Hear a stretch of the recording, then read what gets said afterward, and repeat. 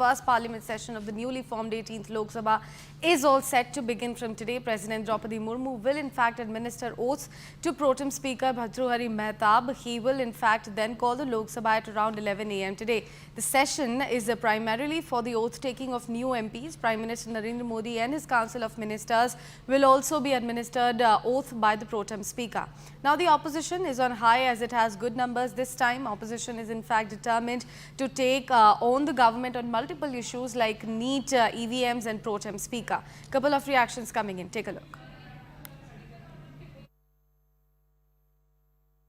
सबसे पहले जो नए सांसद सब चुनकर हैं उनको मेरी शुभकामनाएं और सरकार से हम ये अपेक्षा करेंगे कि कम से कम जैसे पिछली लोकसभा में हुआ ऐसा रवैया, खैर अब चाह के भी वो नहीं वो रवैया अपना सकते क्योंकि इस बार विपक्ष जो है वो नई ऊर्जा के साथ और नई बड़ी संख्या के साथ सदन में रहेगा।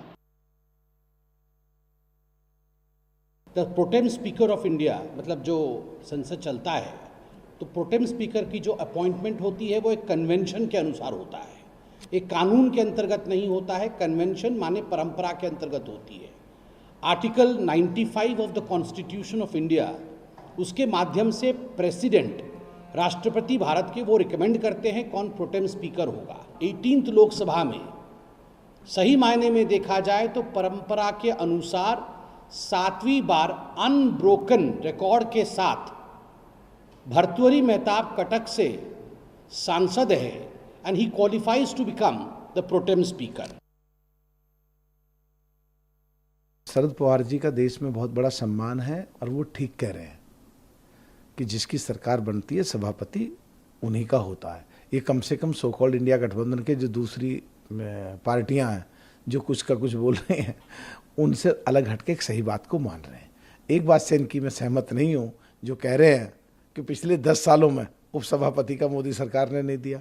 के लिए जो क्वालिफिकेशन के जो क्वालिफाई करने के लिए जो 10% टोटल हाउस के नंबर चाहिए थे 543 में से यानी कि 54.4 MP यानी 55 MP, तो 2014 से 2019 में केवल 44 थे और 2019 से 2024 तक केवल 52 थे।